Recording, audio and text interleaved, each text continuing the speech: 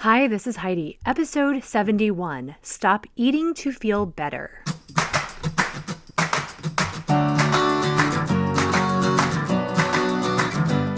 Life isn't a spectator sport. Success comes to those who show up every day with a pocket full of courage, grit, and a little sparkle. I'm glad you're here.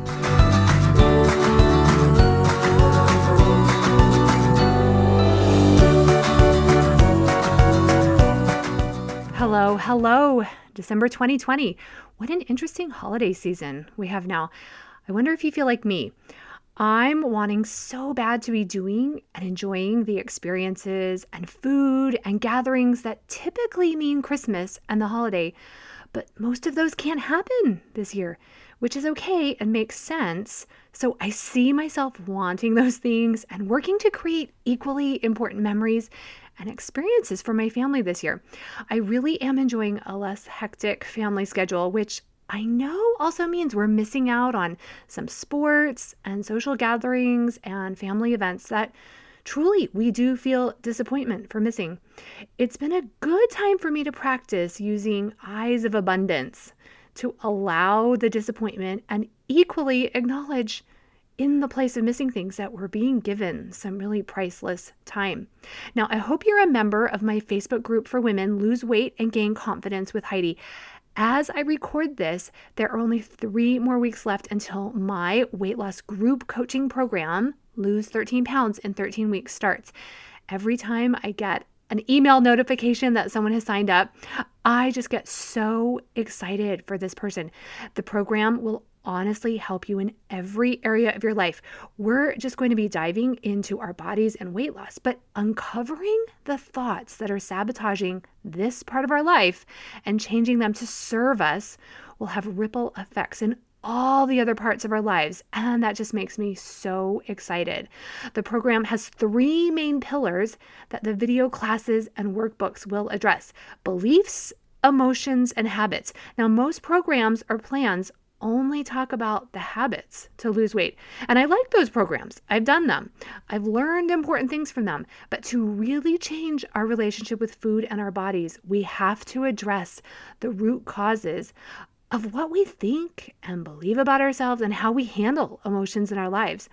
Because it's our emotions that are fueling what we eat or don't eat. If we go to the gym or don't go to the gym, if we say no when offered food that we really don't want, or if we say yes to it so we maybe don't offend the other person, or whatever we're thinking. I will teach you tools and skills to handle this so your changes are permanent.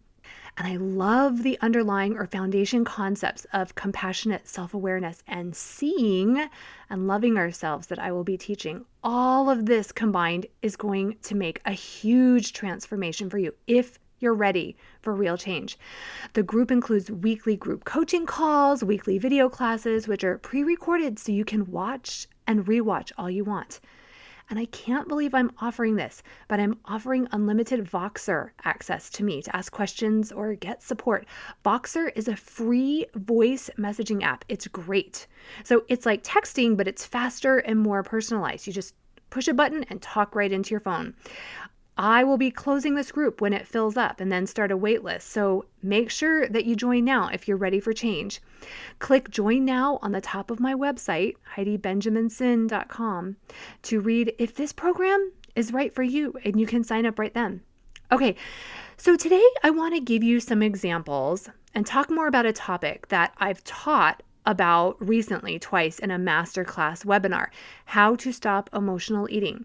Now, if you haven't seen it, you can sign up for a replay video to be emailed to you. It's on the top page of my website. Emotional eating is when we eat food to feel better. It's when we have some feeling, usually negative, and we don't like it. We want to avoid feeling it, so we consume food, which gives our brain and body quick chemical bursts of dopamine, which our body and brain really like. The problem with this repeated pattern is that our body and brain then associate and link an urge for sweets with the reward of this dopamine for sweet or salty or other foods. It isn't always a problem if our body can use that food to meet its nutritional needs, but for many of us, because we're eating because of an emotional need, not a physical need, we create a net negative in our life. Or in other words, we create much more negative because after emotional eating, the original negative emotion is still there since we didn't deal with it. And now we've often added weight gain, maybe an upset stomach, regret with a little side dish of shame and guilt. This then becomes a cycle because we tend to beat ourselves up like crazy after emotional or just overeating, thinking something's wrong with us. Or why can't I just have enough willpower not to do this? Or nobody else does this. Now, y'all, none of that is true. None of it. Our lower or primitive brains are programmed to crave these foods, and these brains don't want us to feel pain. And they associate the pain of loneliness or sadness or boredom or even just mild discomfort with the pain that should be avoided, even the pain of death. This brain just thinks that all pain might put our survival in question. If we just notice this cycle, and a great first step is just to stop beating ourselves up about it, we can get control of the entire cycle and make emotional switches which will interrupt it. I can remember periods in my life when I gained a lot of weight, and the other number one symptom in my life was an incredible amount of negative emotion, extreme discomfort, vulnerability, uncertainty. I gained a lot of weight my senior year of college, where I wasn't certain about my future. I had a lot of fear, some loneliness, and oh my gosh, stress and overwhelm. So I ate my way through that year to feel better. And the food, lots of late night ice cream, did make me feel better in the moment. But it wasn't an appropriate way to deal with the emotions of the year. I was trying so hard not to feel the way I was feeling. So I was resisting and avoiding all those feelings, which drove me to the carbs and everything processed and high-fat foods. I just really felt incredibly out of control. Now, I bet I saw myself maybe doing some of it at the time, but I didn't know any other way to cope.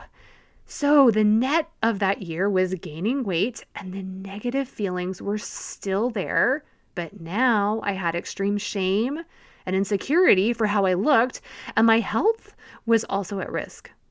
So think back maybe to a time in your life. Can you remember something similar? It might not have been a whole year, but do you remember maybe breaking up with a boyfriend or getting bad news or maybe getting laid off from a job? Maybe you feel it nightly with the kids as they're fighting or the stress of our 2020 pandemic. It's so important to know what our situational and emotional triggers are. Now, I know, among other things, I'm totally triggered by discomfort, having to make decisions, stress, frustration with my children, just to name a few. I want to give you a few examples of how I felt just this week and how I dealt with it. Monday, I had a morning and even afternoon of just so much negative emotion, not like heavy grief. It was just frustration with a few of my children, frustration that left me with an hour or two of really negative spinning in my head, spinning and worrying about the future. How would they move past these obstacles? My mental lens was very focused on the negative. I had to make a lot of decisions about my group program, design, creating content, so much vulnerability. And I just had to sit and do it. I wrote email copy in a much more vulnerable way than I have done before. I was feeling stressed with what I had to get done, and I really wasn't managing my mind super well. It was a great example of just plowing forward, even while we're not feeling confident or capable, just doing it, which I was doing, which was fine. I went to the gym midday, which was great, but my head was still stuck in negative land. Then I went out mid-afternoon to pick up some things from the drive-through pharmacy, and as I sat there, I had this overwhelming urge to go get some ice cream anywhere. Now, I was down the street from a local awesome place, so maybe the proximity also triggered it. I started thinking of all these places I could grab some treat at some other drive-through. Now, here's the key marker of emotional eating. I had this thought about how I could eat this and then hide it so nobody at home would know I had eaten it. So I clearly, I knew I'd feel some shame about it. As I sat there in the drive-thru, I stopped my mind, right then from figuring out this place to go get the sweet or salty fix. And I said out loud to myself, you are feeling stressed. You're feeling self-doubt. I then listed all the emotions. I saw the cycle. And I tell you, the urges and desires were great. And instead of staying in a subconscious or seemingly out of control spin, I got myself in control by saying the emotions out loud and acknowledging what I was doing. I thought of what I had been doing all day and I noticed the different vulnerable things. So I made my head even congratulate myself for doing all of those scary things. Then, and this is very important, I then visualized myself, if I did go get the ice cream, in my head. How would I feel afterward? That's maybe when the idea of how to hide it all came up. But I then brought up in my memory how that shame feels afterwards. And I asked myself in full control, what decisions could I make right then that would benefit my future self? Did I want the feeling that night of disappointment in myself and regret? Or could I just allow the discomfort, allow that it's all part of life? Nothing to solve for here, and honor who I wanted to be that night and the next day. Now, I really sat and pictured myself that night and the next day. Does that decision to eat just to feel better serve this future person? Or am I putting her at a disadvantage? Now, by doing this, I put my higher prefrontal cortex online. This is the human part of our brain that can reason, that it's okay to have delayed gratification. This is what animals can't do. And a lot of humans don't feel like they can do this either. And I know that a lot of neurodiverse people really struggle with this. This allowed me to make the emotional switch from feeling the urge and feeling out of control to feeling in control and making intentional choices. That's the switch we want to go to if we can interrupt the urge. If nothing else, we want to go from feeling powerless and out of control to just having control. Now, I'm happy to report I didn't go and get anything then to solve for those emotions. I even pictured myself doing my webinar and I wanted to be proud of that decision. But mark my word, I know I will eat my emotions another time just because I am human. Now, contrast that with last night. My son and I were out driving to give him some driving practice, and I noticed the time and I remembered the lack of dinner preparation at home. So we decided to go through the Chick-fil-A drive-thru. Now, I was feeling calm and content, very different emotional pattern than the day that I just mentioned earlier. As we got close to the place to order, we saw that Chick-fil-A has their seasonal peppermint shakes. Now, we usually only order chicken, not even fries, and almost never a shake from there. So I said to Matthew, hey, let's order small peppermint shakes for the whole family. And we were both on board. So we did, but I was very aware of the emotions and the choice, because I had been thinking about this emotional eating all week, even as I had done the webinar that day. It wasn't an emotional urge at all, or there was nothing out of control about how I was feeling or any powerlessness behind that desire. I felt no shame about it, and I didn't entertain any thought of how to hide it or what if someone knew I ate this. My higher brain was making the decisions and wanted the ice cream. I've said no or passed up ordering ice cream hundreds or more of times. So when I make the decision to say yes, it feels so good coming from a place of, yes, I want this pleasure, and yes, I'm doing it in full integrity with my emotional and physical needs in mind. I think that right there is the key. The food choice or my shake choice was in alignment or in integrity with who I am and the choices I'm making for my future self. And y'all, it did taste good. So I've had my fix and probably won't have another shake for a long time, but it was delicious. This is what I think makes so many of us gain the weight back. This is the cycle that isn't addressed when we just want a food plan to lose weight. We believe this lie that our brain tells us that when I lose weight, I will feel better. Haven't y'all thought that? This is a lie. I've thought it before. If we believe it, then when we see the number on the scale that we've worked so hard to see, we then get surprised when life continues to bring us a mix of good and bad emotions. And since we haven't learned the appropriate ways to allow the emotions, Since we didn't learn to stop emotional eating, we jump back on that cycle and the weight creeps back. It is possible to love ourselves the entire way and to also learn and use tools to process the negative without the help of Ben and Jerry or Pepperidge Farm. It is possible. I've done it. I have full confidence you can too. This is what I teach private and group program clients. Yes, in the moment, we allow the negative.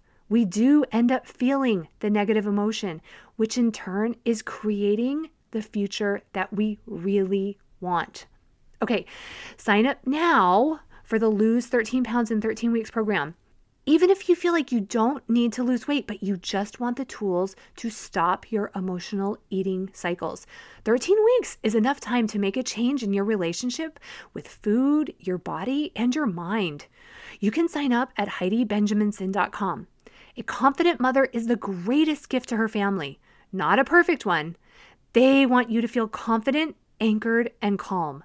I can guide and coach you to uncover this beautiful version of yourself. Have a great week.